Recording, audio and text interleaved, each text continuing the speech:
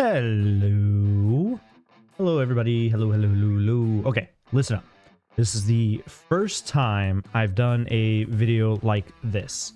Okay, so basically, I am known for a game called Predecessor. It is a MOBA, a multiplayer online battle arena that I inevitably stopped playing. All throughout my life, I have played MMORPGs from World of Warcraft to Final Fantasy to Elder Scrolls Online to whatever the case is. I've even dabbled in games like BDO or games like Throne and Liberty, games like New World, etc., whatever the case is. I am a huge MMO guy. I have actually very rarely streamed MMOs on my channel because, in my humble opinion, I don't think people find watching somebody play MMOs fun unless they're at in-game content. So I kind of steer clear away from playing MMOs on my channel. Well, with that being said, there is an upcoming MMO that I am kind of looking forward to, and that I kind of recently discovered, keeping my hopes very low because of the developers that are behind it, and I am still excited for it.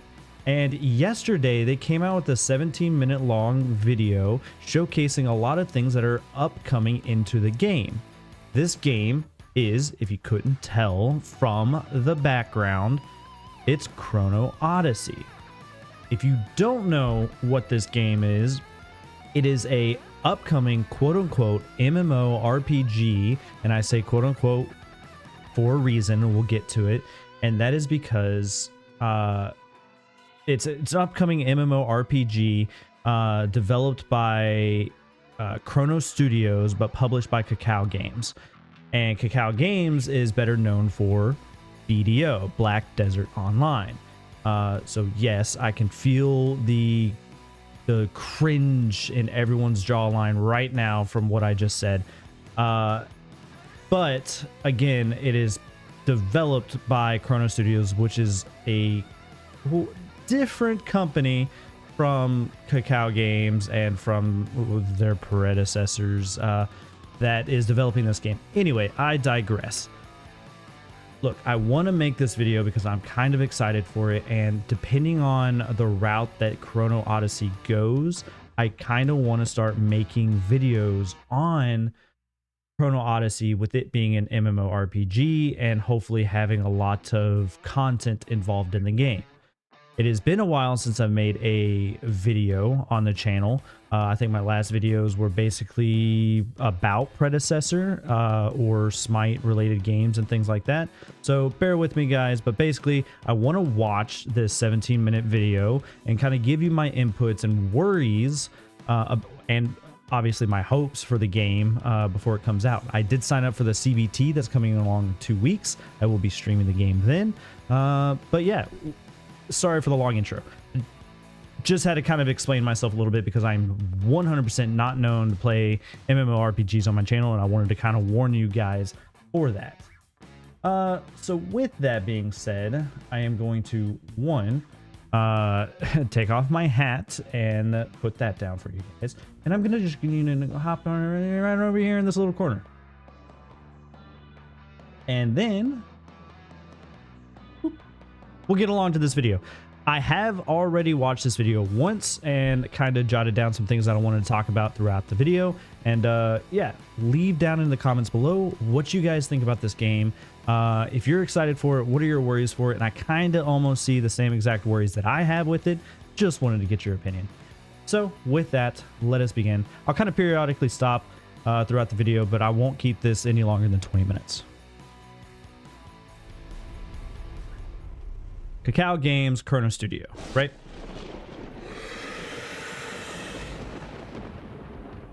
Chrono Odyssey is an open-world MMO that transcends the bounds of space and time.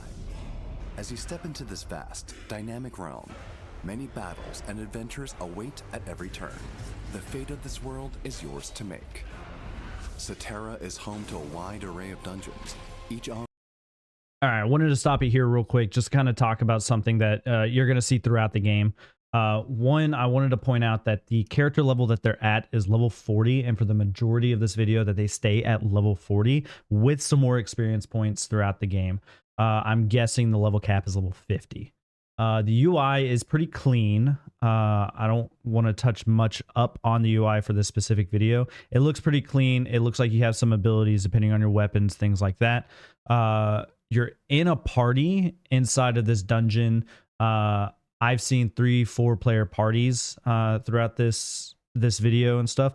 So MMO, yes, but in the sense of there's no generic party system with your tank, healer, DPS that you're standard seeing of MMOs. It seems everyone has like a kind of role to them, but for the most part, it's just kind of go in and just kind of fight the monster at your own pace in a more action RPG style fighting. I'm worried from watching this video that there's nothing customizable about this UI. It's going to be strictly like this and you can't customize it. That's what I'm worried about. Offering its own unique challenges. Rally your allies through the party system and embark on grand expeditions that test your teamwork and tactics. So they did say party system, which gives me kind of hope a little bit that there's a party finder, because if I have to find a party through like a social network or something like that, kind of similar to how Ashes of Creation is doing it, I don't like that aspect. I want to be able to queue into a dungeon being like, hey, find me a party game. And quick wit. Each dungeon features distinct themes and environments, teeming with monsters and formidable bosses. As you claim rewards and progress, even greater dungeons await on the path ahead.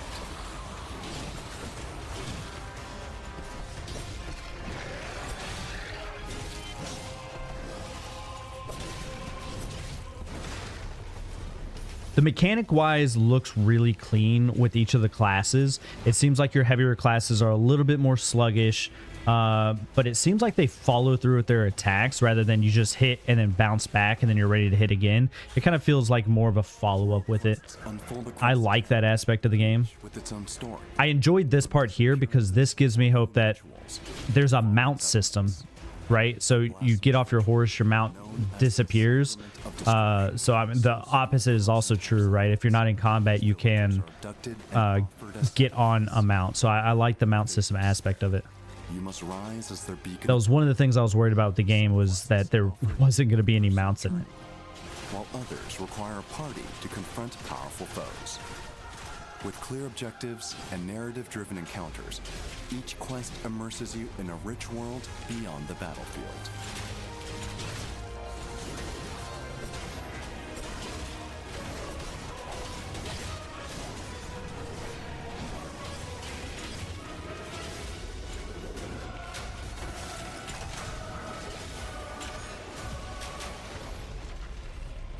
I noticed here, let me go back for 2 seconds. I noticed here that his party member has an E on his screen. If you're playing on controller, I noticed that it's Y, so they're using an Xbox controller. But I don't know what that entails. Is that interacting with this person and trying to like trade with him, or is it like a heal? Are you trying to heal him with like one of your potions? I don't know. They don't show it off, but when you're close enough to a party member, it shows an icon that you can interact with them.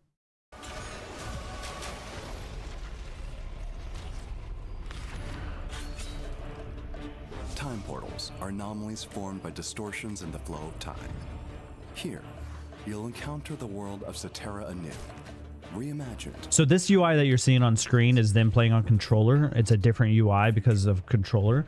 Why is it super different? I would guess because of the L1 and R1 aspects of playing the game. You must stay initially, information that we got for time portals was that time portals were a solo content, kind of like you discover a time portal, you go in, you do the time portal, then you come back into the current time. But this video actually shows you in the time portal with your party members. So time portals is a party concept. I'm guessing it's going to be solo as well.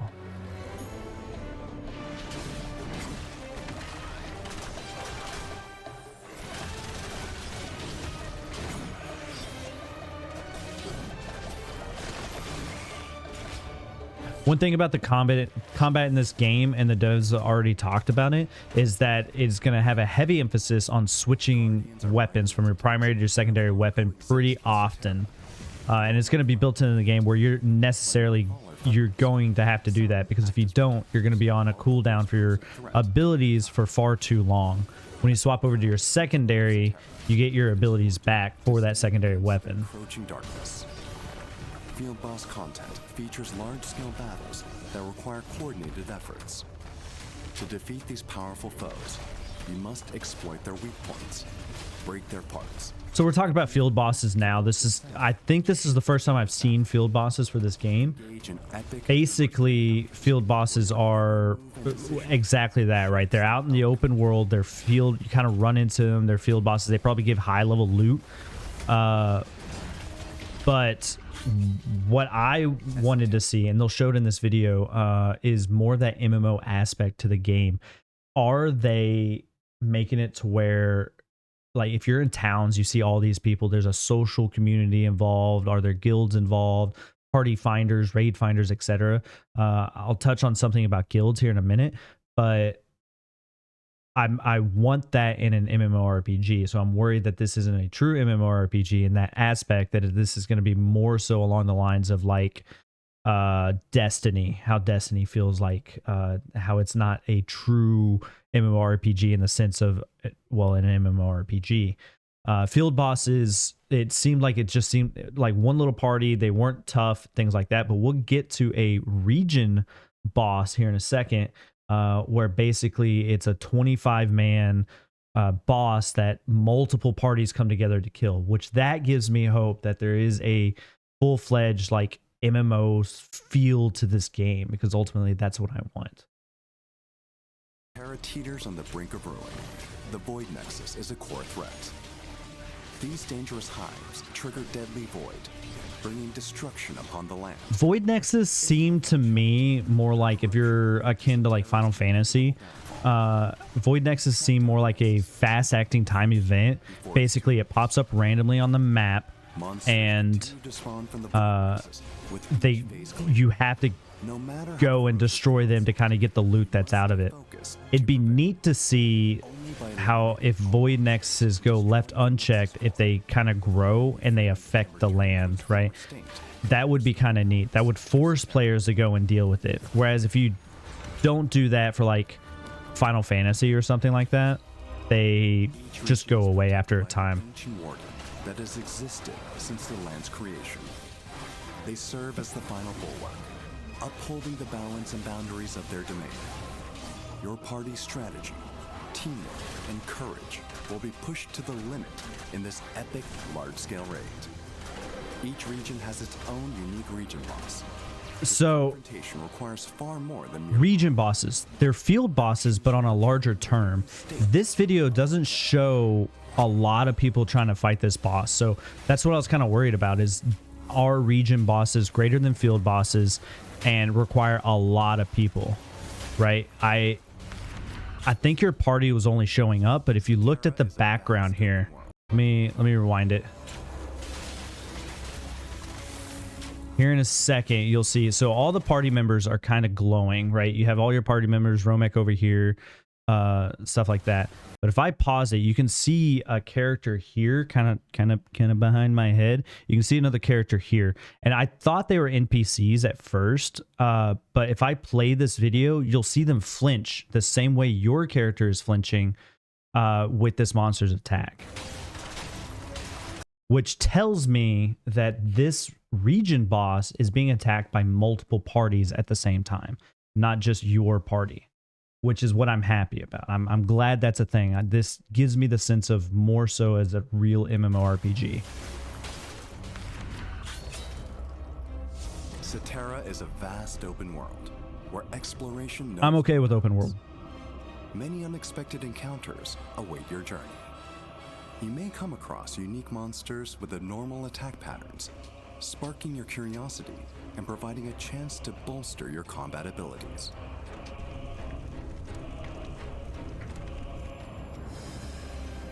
The whole world is set very dark. I'm okay with that to an extent. There's got to be at some point some towns or something that's very bright and have that warm feeling to it and stuff like that. Unstable realms of fractured space-time. Shaped by unknown forces, labyrinths bend the laws of reality, forcing you to engage your senses from a new perspective. You must solve complex, interconnected puzzles to uncover the secrets buried within. I think being able to crawl on the ground is very unique, especially for an MMORPG, mainly because you rarely get these third-person view action-style RPGs for MMO style. So I just think it's pretty unique to be able to crouch like that and go prone. Rank among the greatest enigmas of Cetera. I think Labyrinth will be fun. It's a solo player aspect. It's just more content. I think it's neat.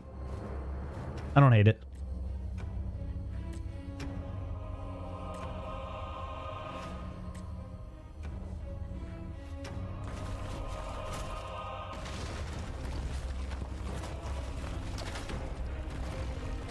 The double jumping looks a little weird here. I almost wish they didn't have double jumping in the game.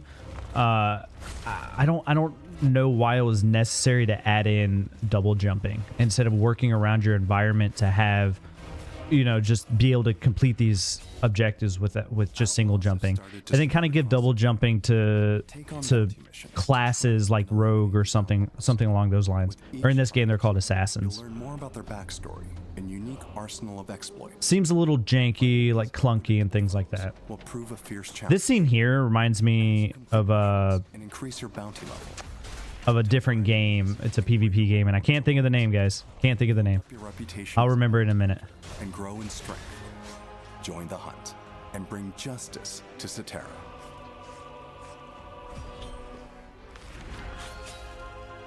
Certain regions are particularly susceptible to conflict, giving rise to dangerous PvP zones. In these areas, you're free to engage with other players as you choose. Draw your weapon. So I think this is interesting, right? I Still exist. am a PvP kind of guy. Obviously, my MOBA background and things like that, and playing Dark Souls, I PvP'd a lot in Dark Souls. So I think this is very interesting that they have this concept to be able to PvP. I am, of course, worried about it because the game doesn't play like Dark Souls in the sense that some people are like looking at it. It was like, it looks like a Dark Souls MMORPG, and you're just like, not really, right? Take PvP with a grain of salt. It might be fun. I'm looking forward to it. We'll see how it works. Shifting environments, distress calls, and more. They deepen the sense of So this dynamic event is exactly akin to the Fate system. They use like unexpected and things like unexpected events and stuff. What I want to see out of this is the fact that a crucial crossroads. what you do in these dynamic events shape the world. That if you don't do something, or you do something during the dynamic event, is that going to ruin something in the game? Of trials to challenge your resolve, insight, and combat skills. These immersive labyrinths are filled with puzzles and various mechanics, offering countless opportunities. The regular jump looked great, to the test. and then he double jumped, and it just looked weird to me. Trials Just looked feature weird. Shifting conditions that demand creativity and adaptation. The choice is yours to take a risk for greater reward or play it safe. Each decision shapes a run that's uniquely your own. Trials are a prime testing ground, pushing you to grow, adapt, inform. So something I want to hit on this screen right here, and it's super easy, right? And one thing that I'm completely worried about these games in particular is the fact that you have a currency, but then every single thing you do in the game has its own separate currency, right? So that's something that worries me. So one thing I wanted to point out here is at the top right, they have the gold currency. This guy's has almost 1 million gold, right? Which is great. It doesn't look like there's a lot of currency here. But if you look closely, what are these? This is a different icon than this, right? This looks like either a premium currency or a different currency you gotta get in the game, right? This worries me. Great. 500 gold. Grab a fragment of evanescence, right? Evanescence. I do that with the band too, guys. But then, is this a premium currency? Regular currency? Premium currency? Like, do you have to pay for these, right? These are called trial tokens. So it looks like to get these elixirs of life, you have to have 50 trial tokens, right? So you have to do trials. I'm worried that every single thing in this game is going to be like that. You have your main goal to buy standard items, but then everything else, you're going to have to get a separate currency. Sometimes I'm okay with it. Too many currencies worry me. Stop it with the so many currencies. Pushing you to grow, adapt, and forge your path ahead.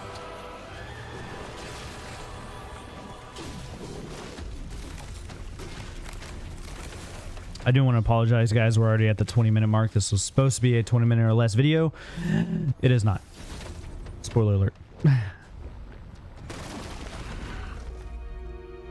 There's more to life than combat in Cetera. Its vast lands are rich with plants, ores, and monsters. I won't pause it here, but basically the devs have said that you can completely level up to the max level of this game through life skills and only life skill. That's, I think, a great idea that you can level up that way without ever going into combat. Because most people are going to want to be in combat and then go back to like life skilling and then not be bogged down by the life skilling itself. I wanted to pause it here to kind of talk about the closed beta test that's coming out in 2 weeks. Not this weekend, but next weekend, right? From the 20th through the 22nd. It is already stated that there's going to be 6 classes in the game. For the CBT coming out next weekend, there's only going to be 3 playable classes. You're going to have your swordsman, your berserker, and your ranger. Cool. Great. I'm excited to play the swordsman, berserker, ranger for next weekend, stuff like that. There's 6 classes announced already. There could be more. Each class has the ability to hold multiple types of different weapons. You have great sword, sword and shield, dual blades, bow, crossbow, rapier, staff, arcane or grimoire, lance, halberd, mace. Basically, great sword, sword and shield, dual blades is going to be your swordsman class. Bow, crossbow, rapier are going to be part of your ranger class. Staff, arcane orb, and grimoire, your sorcerer class. Lance, halberd, and mace are going to be for your paladin class. And then further down, we'll have more weapons down this that are for the other classes. But it seems like they're broken up into 3s for their respective classes. I think that's a great idea. I think it's cool that you can switch, intermingle deep between these 3 classes. I hope it doesn't get too much. You know, I just hope it doesn't get too much having all these weapons. Step beyond the battlefield. Collect resources. I don't hate the fact that there's tiered weapons either. It's just the standard of MMOs, right? Cetera isn't bound to sword and spell. There's an adventure waiting in every skill.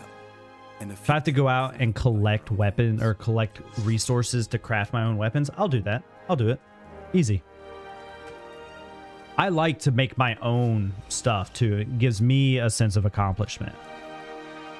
Like if I'm wearing armor that I crafted and it was really good armor, I feel accomplished. If I get armor from quests and things like that, that's cool. But if I crafted it, Chronotector is a powerful artifact capable of manipulating time and space. Those chosen to bear its power are granted access to abilities that defy the limits of reality. Your Chronotector will evolve with time and experience. As it grows in strength, you will also gain greater precision and power to unlock your full potential. Only those who wield a Chronotector can command time and space. In the right hands, it holds the power to shift the fate of the world.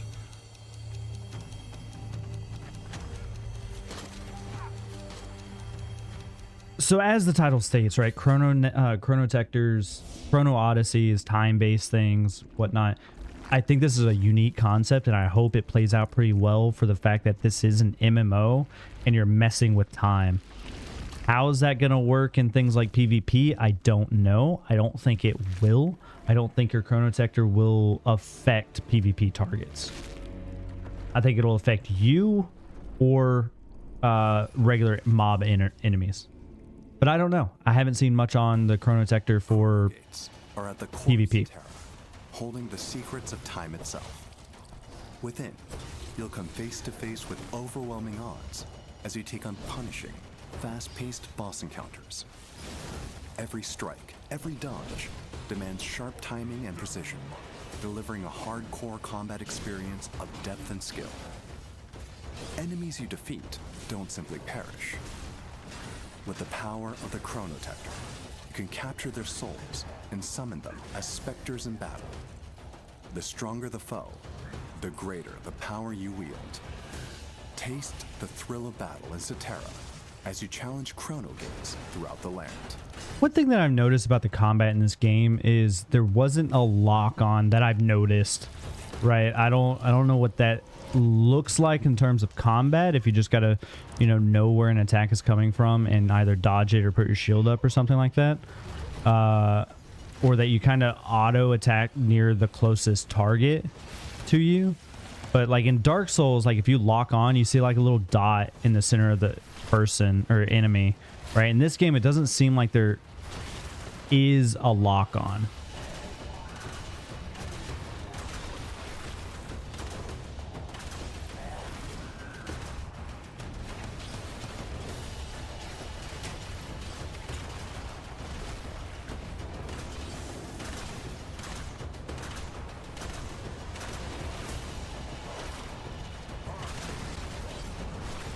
Begin your journey across time and space. In this uncertain world, only you can shape how the story will unfold. And there's more to it, guys. There's more. Stick around. Stick around. I don't know. They made this next part a huge deal. Not sure why, but they did. One last tip. Hidden deep within Cetera is yet another challenging content mode, Eden. Though anchored to land, Eden exists beyond all timelines, beholden to neither past, present, nor future. Here, you'll descend into an abyss of endless dungeons. Each one. Real quick, wanted to point out that Romek over here is now level 50. That is the highest level we've seen out of these trailers, and I think that is going to be the cap, is level 50. A nightmare without end. Eden is home to powerful bosses, forgotten by the rivers of time. You must face these overwhelming... I noticed the name of this guy's name is Balrog. Isn't Balrog the fire demon giant in Lord of the Rings that they were running from in the catacombs? Ordinary spoils. Rare. And Correct me if I'm wrong. Shout at me in the comments. Be like, you don't know your Lord of the Rings lore. In the shadow, I think it was Balrog. even trusted comrades may turn foe. So one thing that he said here a second ago is that there is a, like a madness involved in these type of dungeons. I don't know. Does that entail like your party members get mad, like madness inflicted on them, and they see you as an enemy and they attack you for loot? Or it's just like, hey, you can kind of take whatever piece you want from the enemies. Just know that your party might get upset that you're looting everything and they might kill you. I think that's a cool concept, because that would kind of lead into, hey, we're a party here. Let's share loot, or, I can be the thief of the party and be like, nope, this is all mine. Goodbye. And then run away as quickly as I can before they try to kill me, and then be like, never see these guys again in my life. Right? I don't know. The concept of it's neat, and it can either be like, hey, let's talk about this beforehand. Let's kind of roll on things and see who gets what. And then, be like, secretly, I'm going to steal the things right at the end. In the shadow of temptation, because you see him like grabbing everything, right? Turn foe. Eden is a vast, boundless realms. So it seems like a PvPvE aspect of it. Risk and reward. But be warned, the path forward may offer no return. Your time in Eden is limited. All acquired rewards are stored in a key, but it too has a cap. Choose your inventory wisely, for all else will be lost. You must return to Sateri before time runs out. If you fail to escape, everything you claimed will turn to dust. So basically what they said there, and this is me thinking this is more like a looter or like an extractor shooter. You have a timer, you go in, it looks like you have 20 minutes to kind of go in, get what you want and get out kind of thing. So is it going to be like Tarkov or like Warzone for Call of Duty? Is it like go in, loot what you can and extract before you die from someone else? Something like that. I do not hate that. I love extractor shooters. And if you can go in with a party like this and you can PvPvE, I am stoked for this. I'm looking forward to it. I will spend most of my time playing this game in this mode. I will 1000%. I would absolutely love it. Descend into Eden's depths, where time is your greatest threat and fortune favors the bold. May the blessings of time guide your journey in Chrono Odyssey. See, it looks like an assassin came up, started attacking him right as he was trying to escape. So now he's got to defend himself or risk out of losing the loot, right? And you get to loot the enemies that you kill, right? The players. As a PvPer, somebody who enjoys PvP, I will absolutely love that version.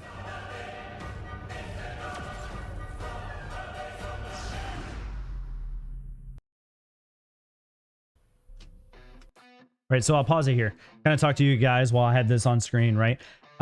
If you guys haven't done so already and you are kind of interested in this game, head over to the Steam page and sign up for the closed beta test. All you have to do is go to the Steam page and say request access, and you'll have the request access in there. And then when the game goes live for CBT on June 20th, actually it'll be June 19th when they send out the keys and send out like, hey, you've been accepted. You can go in and play on June 20th or 22nd. Obviously, they're going to have some limited stuff involved and whatnot. But I have signed up. I'm hoping to get into it. I will be streaming it on my channel if I get into it. But now that we're in the end of the video, I hope you guys enjoyed it. It's the first time I've done some things like this. Before I close out, some of my worries about it, and that I kind of brought it up in the middle of the video, is the MMO aspect of this game hasn't been shown off to its full extent. Or it has, and it just doesn't feel like an MMO to me, right? It feels like a large-scale co-op, right? To where like people can join your parties and go and do things with them if they join your party. But ultimately, if you're playing solo, you'll never see a person in your life. Unless you go into like PvP zones, things like that, right? I don't know. But some of the things that I want in this game, if it is true to the best of my ability, is one, I want guilds. I want to be able to join a guild and have some guild mates in there and do like large scale guild content. Something. I don't know. I want a trading system. I want to be able to, if I have my buddy and I pick up an item, I want to be able to trade that item with my buddy. And along those lines, I might bite my own tongue here, but I want to be able to trade any and all items. I don't want like some MMOs like World of Warcraft being to where I can't, if it's soul bound to me, like the 99.9% items in the game are in World of Warcraft, I want to be able to trade any and all items to a buddy of mine. Like if I pick up something that I know my buddy's going to use because he's this class, why not being able to trade it with them, right? I might bite my tongue and be like, okay, that's just a way people just get great gear and just give it to a new class, something, and then they're cheesing the system, right? Something, I don't know, right? I might bite my tongue for that remark, but I don't know. I would like to see it to be able to trade any and all items, the majority of items at least, right?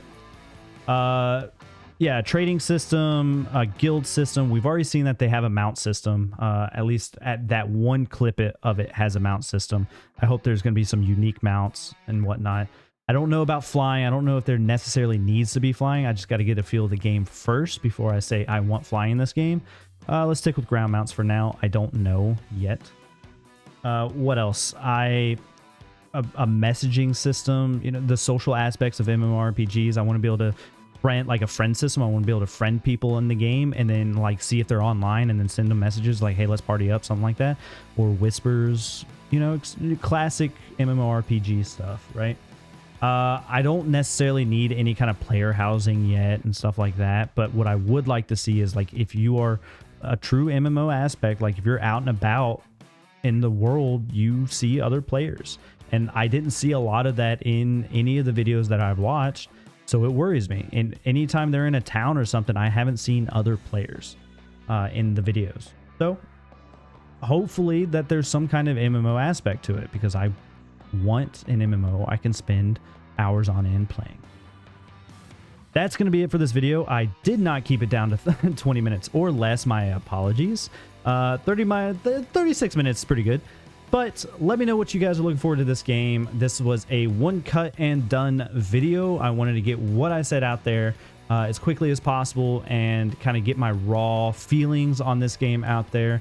I am keeping my like hype for this game kind of low as the best of my ability, mainly because of Kakao Games and the fact that it is a Korean published MMORPG. And we have seen Korean published MMORPGs like Throne and Liberty. And to be honest, it's great for what it is, but the pay to win aspects for those games has my hopes extremely low for Chrono Odyssey.